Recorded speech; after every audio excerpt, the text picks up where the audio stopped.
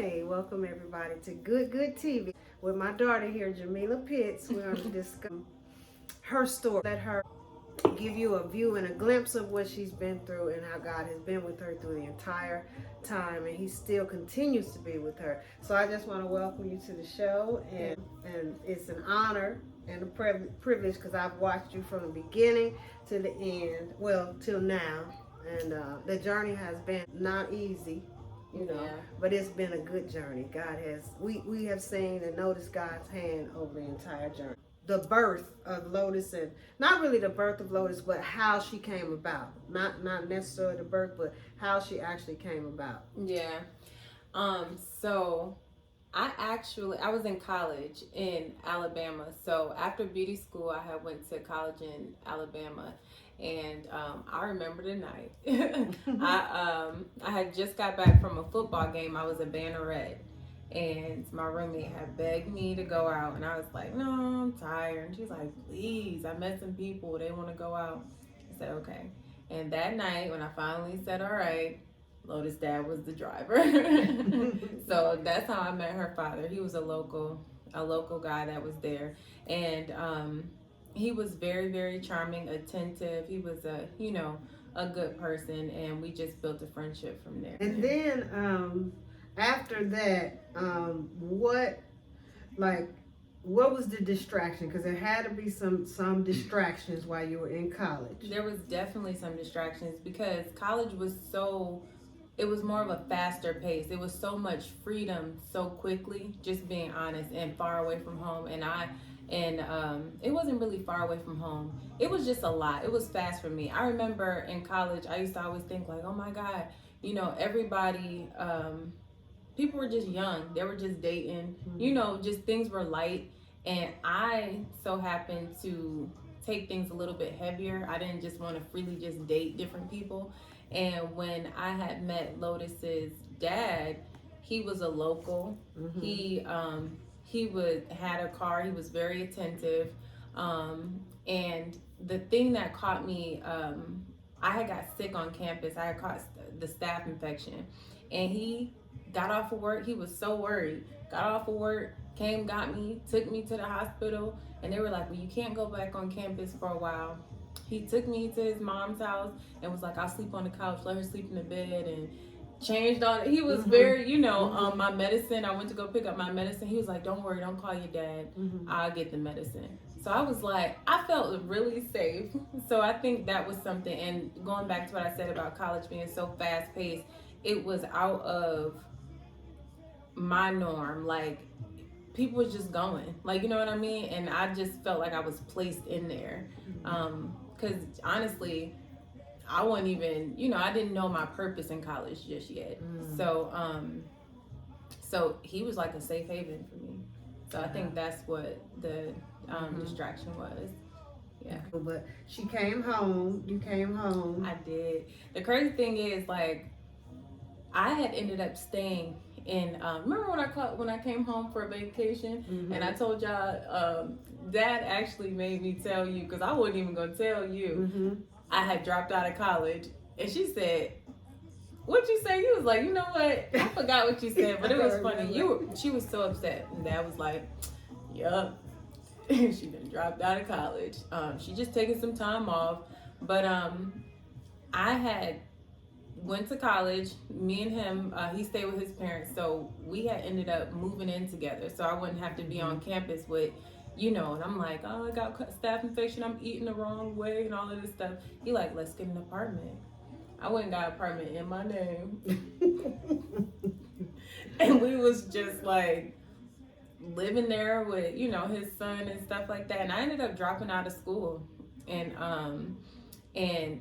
it was it was so out of order at the time, just moving so fast that it wasn't easy. We had no furniture. He had a son that I was looking after. You know what I mean? Like, there's nothing exactly that he was doing that was terrible, and there was nothing that I was doing that was terrible. It was just so unaligned, really. I wasn't there for that. Like, I was there to go to school, and I just totally went off track. And it was like I wasn't at peace. I wasn't happy. I was living very uncomfortably low key, high key, because we had no furniture. We was just like, you know, and then I started working at a salon. Yeah, and that's what happened. So I would call home sometimes and I'd be like, I'm not, I don't like this. But at the same time, I didn't exactly want to go home because they was a little strict. They was doing the most sometimes. Like, and I was like, goodness, I can't go home. They ain't let me be, how was I, like 19 or 20? Mm-hmm. But I didn't want to be there. I just wanted to, where I was supposed to be in college. That's where I needed to be. So one day, we had a very big disagreement, and it just lingered for so long. It was just time for me to go. Mm-hmm. So I called my dad and I was like, Dad, I'm ready to go. Mind you, I appreciate that because they told me not to go in the first place, but I chose to go back anyway, to make my own decision as an adult. Mm-hmm. And but Dad was on his way. Y'all was in the car. Y'all was on my way to pick me up. And that's when we officially, I came home. And when I had came home, I actually wanted to work it out and us just be in a regular relationship, like how people, young people do. Like, we date each other, but at the same time, we don't live with each other. It's not so heavy. We just but that's not something he wanted to do. So we ended up breaking up. And at the time, we ended up breaking up. It was some weeks or something. And he drove to Atlanta out of nowhere. So we broke up. I officially moved back home. Mm-hmm. At first we were, I'm like, let's just make it work from a distance. He like, no, you need to come back to Birmingham. I was like, well, I'm going to go back to Miles College. But then my dad at the time, he had that job at Agnes Scott, remember? Mm-hmm. And I was able to go there for free. So I'm writing up my letter. I'm like, I'm not coming back to Miles. I'm going to Agnes Scott because I can go there for free. Mm-hmm. And he was just upset. Like, he was like, it's over. I'm like, okay. So time went past. We not dating. I'm actually going outside. I'm dating, like I'm outside. Mm-hmm. And one day he drove to Georgia.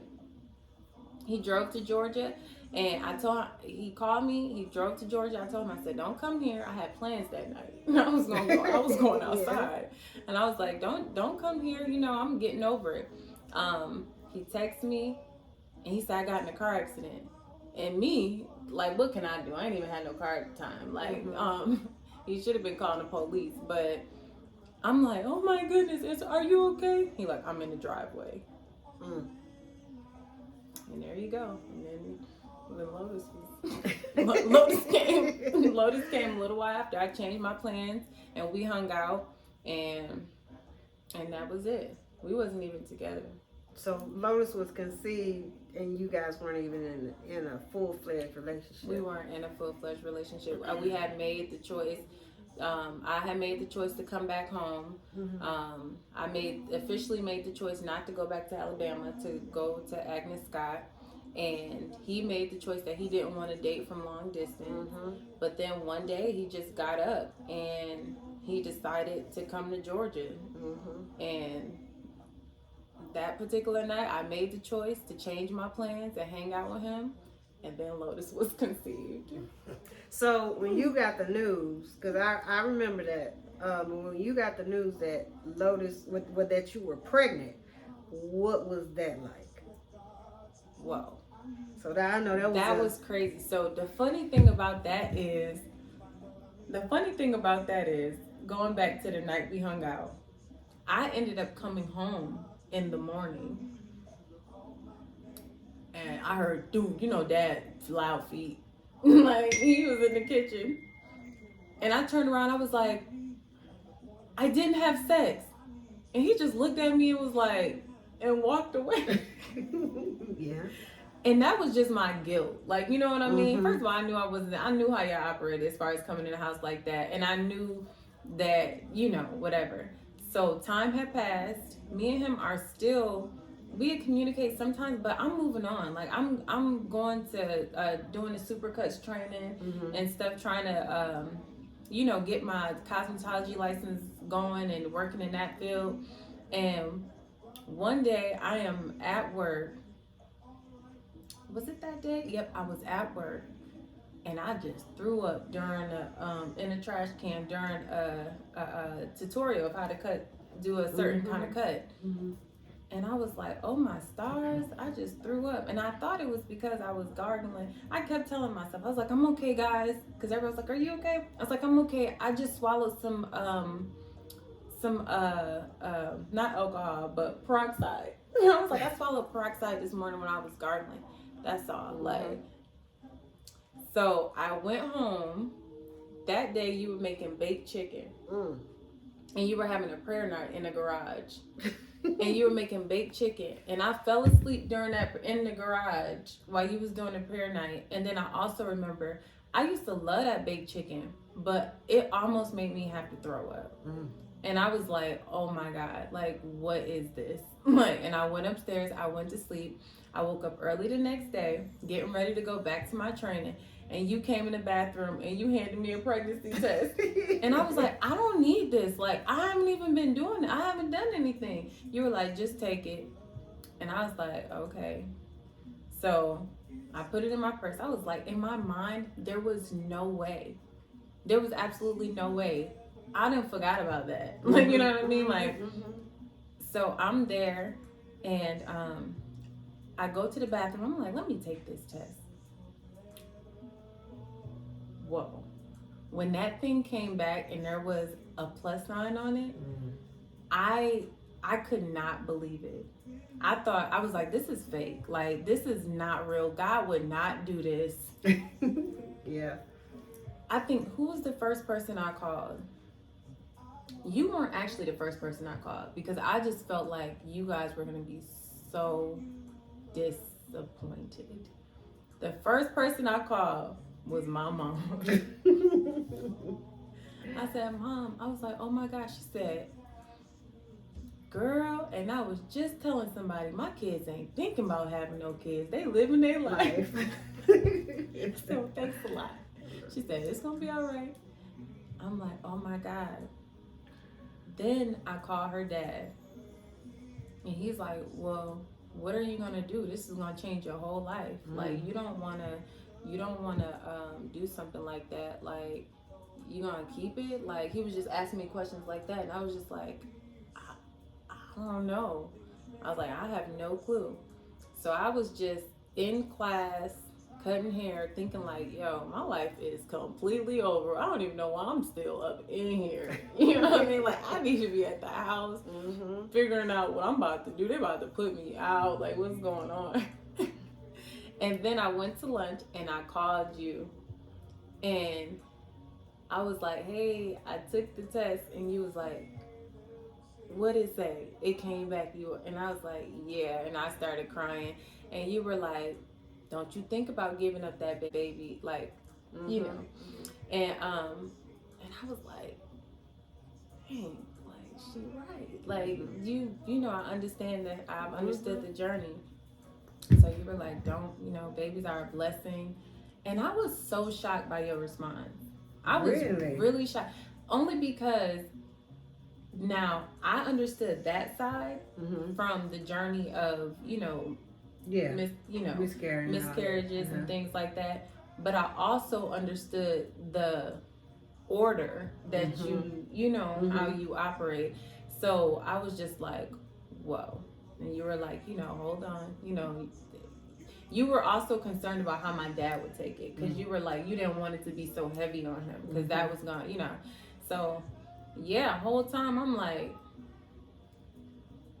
I'm just like, the whole day, like, oh my God, oh my goodness. I couldn't hold it. My dad called me on his way home from work just to check on me. I bust out crying, Dad, I'm so sorry. Like, life is over. Like, life is over, Dad. He's like, what's wrong? Like, what happened? I said, I'm pregnant. And he got quiet. And he said, well, he's like, I remember when I was 23 years old and your mom told me that she was pregnant, you know, and I was 23 years old, and I was just about to go to the, Golden Gloves, and his life was moving with boxing, and he said that if he would have made that choice to say don't keep the baby, then he was like, you wouldn't even be here right now. Yeah.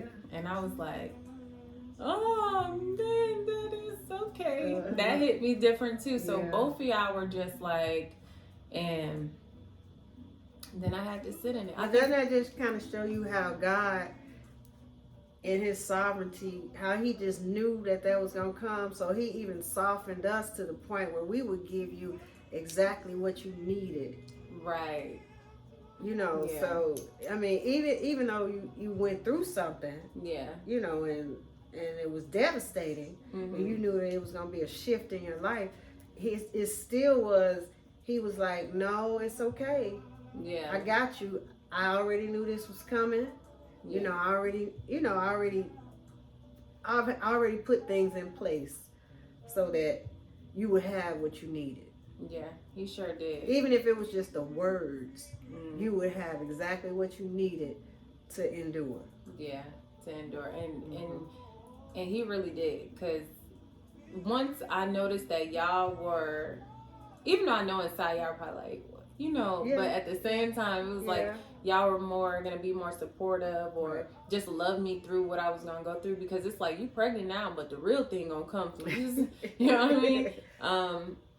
I thank God for that. Like, it made it so much easier, for me, like, the whole time. And that's not everybody's story. Unfortunately, they may not have that support, or they may not have, and there may be people going through the exact situation right now, and I think that's why we're here to let them know that God sees them, and God knows what you're going through. He knew it even before you knew it. He knew it was coming. And he knew that he would surround you with, or even send this message to you, to comfort you and give you exactly what you needed to endure the process, and so now, fast forward, Lotus is here, and she has a birthday coming up, and you want to tell the viewers how she'll be. Lotus will be 11 years old. Her 11th birthday. This has been a journey. When she's a blessing. Yeah. Now I see in a lot of areas, and we're not even fully there yet, because but in a lot of ways, I see how she has helped me to grow as a person. It's like I'm guiding her. God trusted me to guide his child on this earth, but at the same time, there's so much that I learned from her too.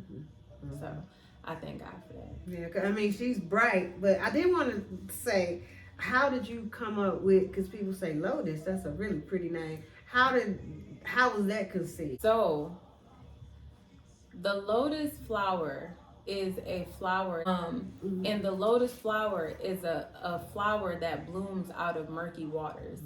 So the water could be, dirty pond water, whatever the case may be, but the flower itself blooms and is pure and untouched, it's clean, and then at night it closes back up and it goes, and it does it all the time. So it means spiritual and mental purity. Wow.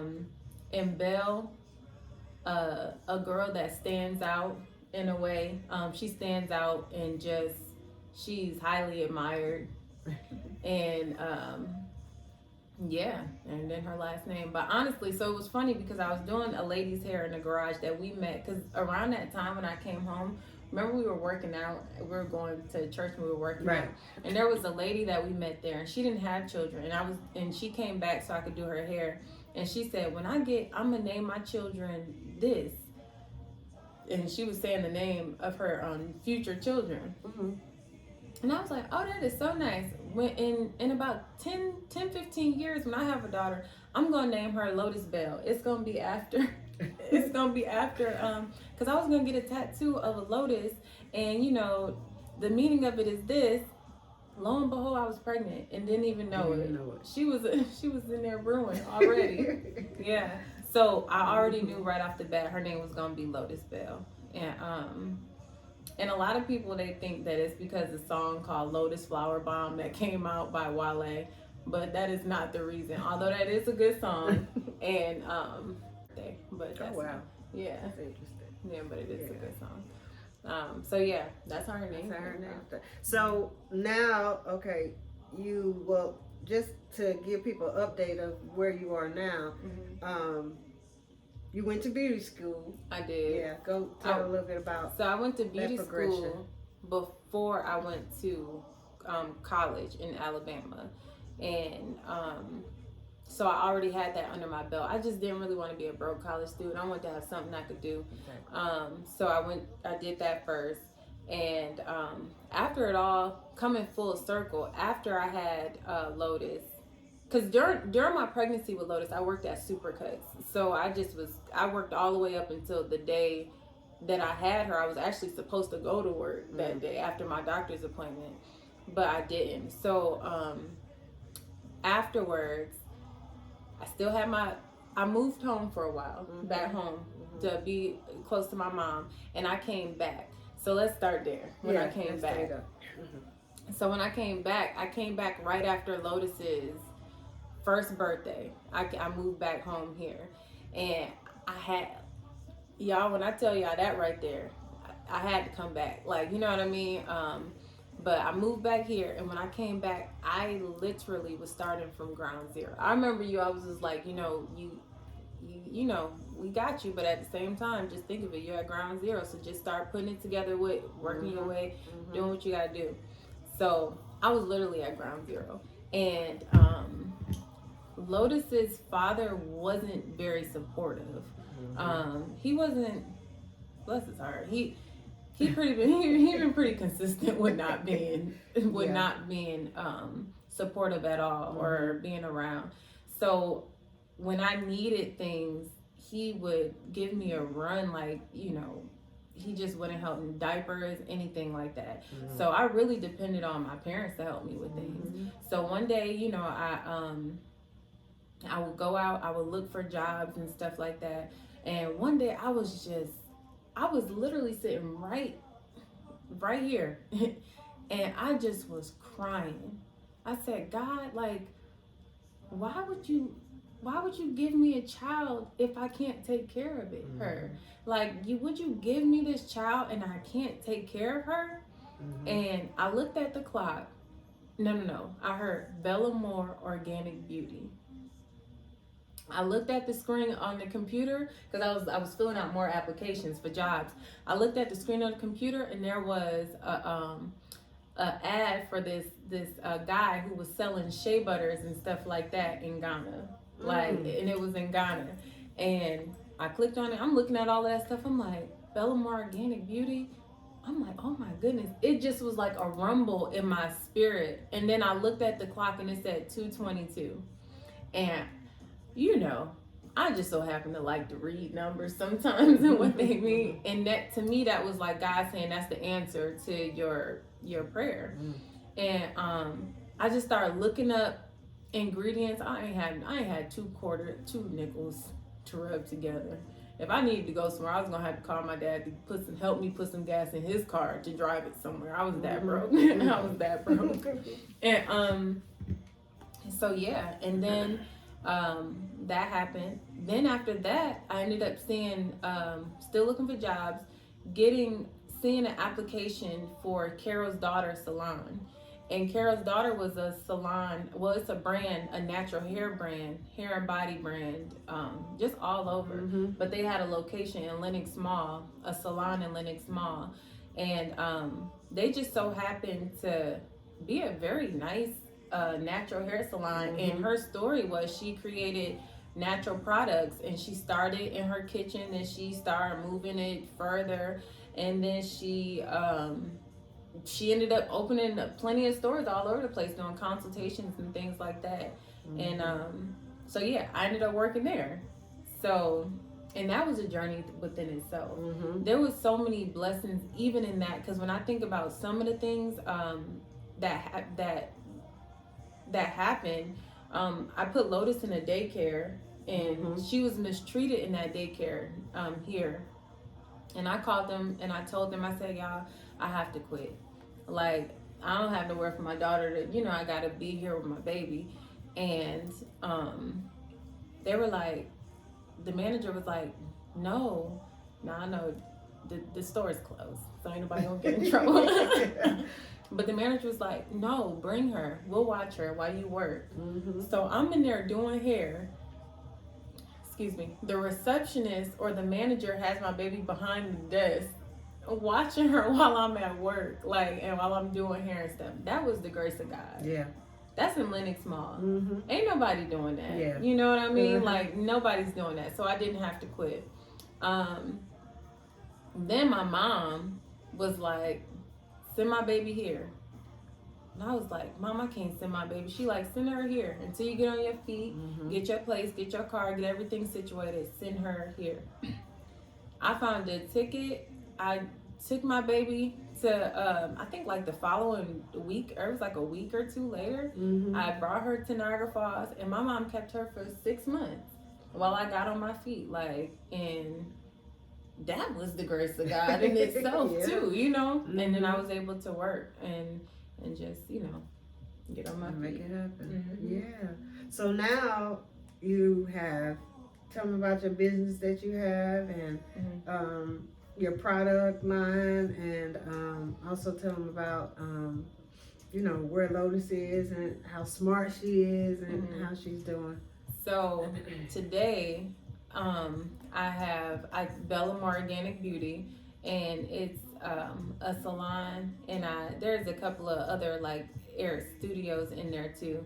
But I do hair, and the business is called Bellam Organic Beauty. But I do have my products, and you know, we pushing, like, you know, with the products. They're really good products. Excellent products. And I know everybody like, girl, push them products. Yes. I'm like, Lord, you gave me the vision. Please give me the blueprint, because it's all about the strategy. And you sell them at various locations, not just at the salon. You sell them online. Oh, yeah. You sell them, what is that place where they go running and walking and stuff?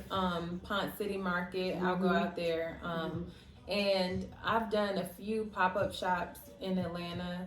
Online, I do sell them online, but more brick and mortar or in person, I sell the products. So, but I am definitely going to update the online and have that all squared away.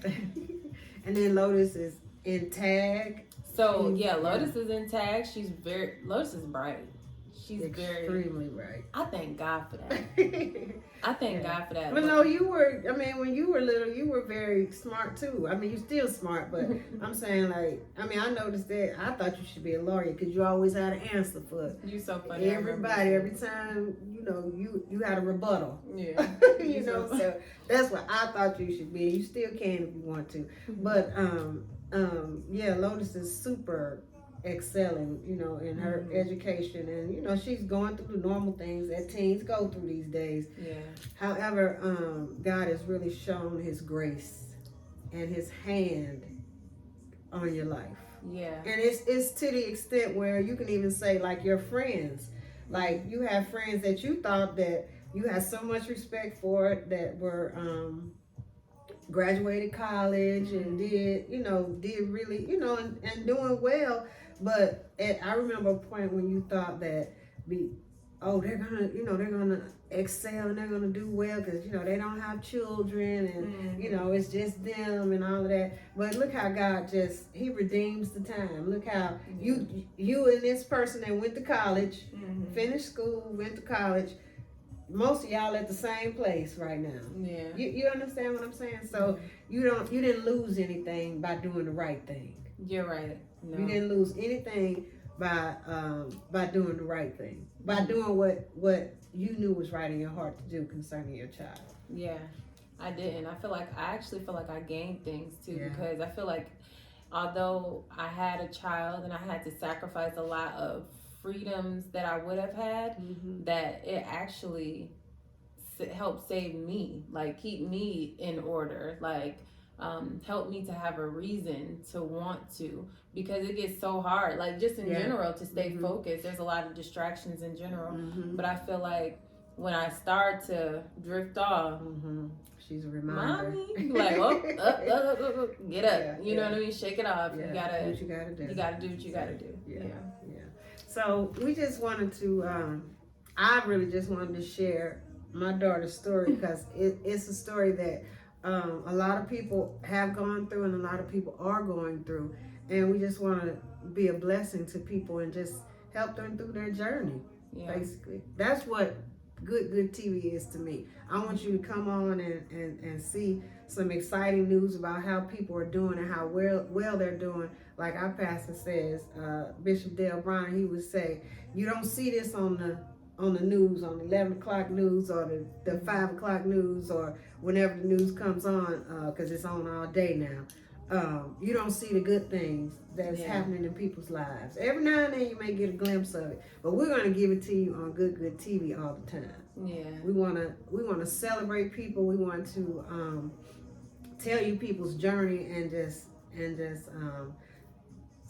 allow God to be revealed in their lives through the journey, so that you can, get the takeaway from it, which is, I can do this too. And God has, he's not a respecter of persons. He loves me just like he loves us. You know what I'm saying? Mm-hmm. And he has a plan and a purpose for your life. So that's what good TV is about. And I just want to give you a hug and say thank you for coming on the show. No problem. And thanks for inviting me. Yeah. Now I do want to say too, like, one thing that I did notice that that God is so good that He'll put us in situations where we have no choice but to trust Him. Yeah. You know what I mean? Like, I've heard some women's stories will be the opposite. Like, they'll be hoping for God for something or anything, and it'll be like, you gotta trust me. So you gotta trust me. I'm like, wow, God, you're so good. Like, and you so funny. I think God's funny too. Like, you got jokes. Like, you put us in situations where it's like,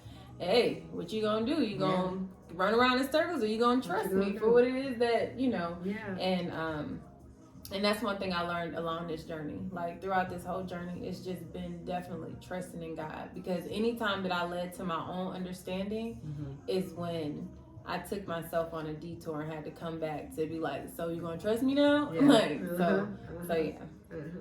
So He's constantly revealing Himself. Constantly revealing Himself. If you allow Him to. You can keep running around and chasing your tail if you want to. Or you can decide, hey, I need to pay attention to what God is trying to show me in this situation or in this circumstance. So you're right. So yeah. So it's been good. I've watched the journey and I've seen God mature you. You've always been extremely wise, which has been a blessing, and intuitive. So, and I watched God, just had His hand on you, and I'm just looking forward to even the more that He's gonna do, in your life. And we'll come back and give you the story and the updates on that too. So, we thank you for tuning in, and this is Good TV, and we look forward to seeing you again soon. Be blessed.